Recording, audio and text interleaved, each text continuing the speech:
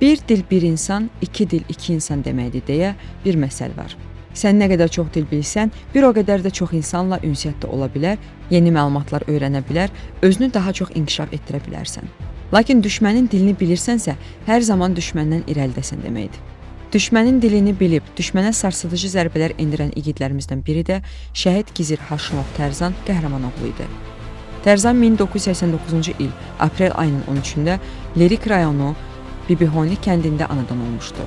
Lerik rayonu Bibihoni kənd orta məktəbini bitirdikdən sonra hərbi xidmətə yollanan Tərzan geri qalan ömrünü hərb sənəti ilə bağlamaq qərarına gəlir.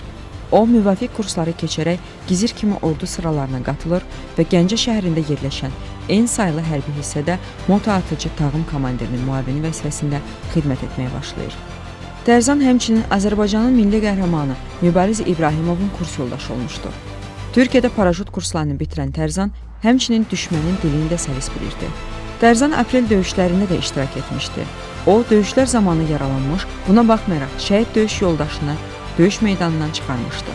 Düşmənin dilini səlis bildiyi üçün bir neçə dəfə düşmənlə rabitəyə girərək onları pusuya salmış və hərbi texnika və canlı qüvvələrini məhv etmişdi. Tərzan 44 günlük vətən müharibəsi zamanı da seçilib. O, Füzuli, Hadrut, Xocavənd, Cəbrayıl və Laçın uğrunda gedən döyüşlərdə qəhrəmancasına vuruşmuşdu. 30 nəfərlik şəxsi heyət ilə düşmənin 600 nəfərlik dəstəsinə qarşı döyüşən Tərzan bir an belə geri çəkilməmişdi. Tərzan 2020-ci il oktyabr ayının 20-sində Qırmızı Bazar uğrunda gedən döyüşlərdə şəhadətə ucalmışdı.